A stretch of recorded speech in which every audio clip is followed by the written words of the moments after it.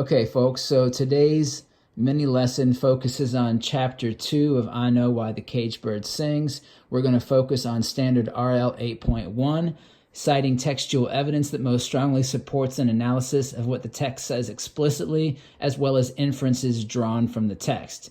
In this mini lesson, I'm going to model how to cite and explain textual evidence on a variety of levels through a close reading of Chapter 2.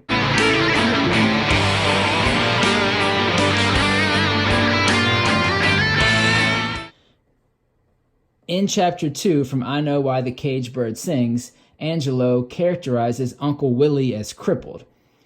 Uncle Willie used to sit like a giant Z. He had been crippled as a child, and hear us testify to the Lafayette County Training School's abilities. His face pulled down on the left side as if a pulley had been attached to his lower teeth, and his left hand was only a mite bigger than Bailey's. Page 10. So, Uncle Willie is crippled, and the whole left side of his body droops. Beyond just being crippled, however, Angelo also depicts Uncle Willie as the joke and scapegoat of Stamps, Alabama. The tragedy of lameness seems so unfair to children that they are embarrassed in its presence, and they, most recently off nature's mold, sense that they have only narrowly missed being another of her jokes. In relief at the narrow escape, they vent their emotions in impatience and criticism of the unlucky cripple. Page 11. This detail shows that the children of the community make fun of Uncle Willie because it scares them to think they themselves could have been born or could become crippled, so they make fun of Uncle Willie to forget their fear. It isn't just the children who make fun of Uncle Willie. The grown-up men make fun of him as well, and Angelo gives us two clear reasons as to why this is. One, the men's lack of economic power, and two, Uncle Willie's access to it. In our society, where two-legged, two-armed, strong black men were able at best to eke out only the necessities of life, Uncle Willie, with his starched shirts, shined shoes, and shelves full of food, was the whipping boy and butt of jokes of the unemployed and underpaid. Page 11.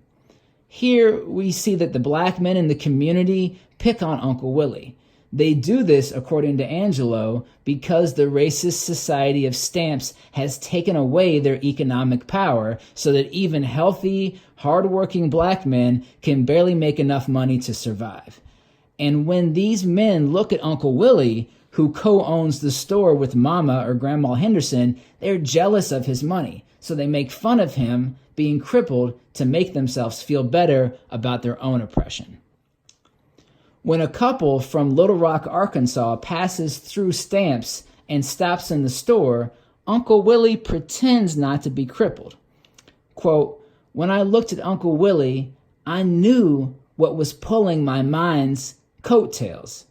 He was standing erect behind the counter, not leaning forward or resting on the small shelf that had been built for him. Erect." Page 12. It's unclear at this point why Uncle Willie is putting on a show for the strangers from Arkansas, but as the text moves along, Angelo gives the readers some clues. When the couple leaves, Uncle Willie returns to his crippled shape, and the narrator tries to understand why Uncle Willie pretended he wasn't crippled. Uncle Willie was making his way down the long, shadowed aisle between the shelves and the counter, hand over hand, like a man climbing out of a dream. He put his hand behind that dark recess and took his cane in the strong fist. I'll never know why it was important to him that the couple would take a picture of a whole Mr. Johnson back to Little Rock. He must have tired of being crippled, as prisoners tire of penitentiary bars and the guilty tire of blame. I understood and felt closer to him at that moment than ever before or since. The narrator, that's page 13, The narrator speculates or guesses that Uncle Willie must have pretended he wasn't crippled in front of the strangers because he felt imprisoned by his disability, because he felt not like a whole human being, as the text says, but like half a man. However, at this point, we, the readers, are presented with an additional puzzle. Why does the narrator feel closer to Uncle Willie at this moment than ever before or since? This is an RL 8.1 question. We might see it written as follows. According to the text, why does the narrator feel closer to Uncle Willie after he pretends not to be crippled in front of strangers? Our steps for answering an RL, should say 8.1, our steps for answering an RL 8.1 question are: 1, we annotate the question. 2, reread the section of the text the question is asking us about. And 3, answer the question in our own words before doing process of elimination. Okay, so let's look at step 1. What exactly are we being asked? Well, we're being asked to find evidence to explain why the narrator feels close to Uncle Willie when he pretends not to be crippled. Okay, so let's look at step 2. How can we know where in the text to go back and reread for the answer? Our annotations.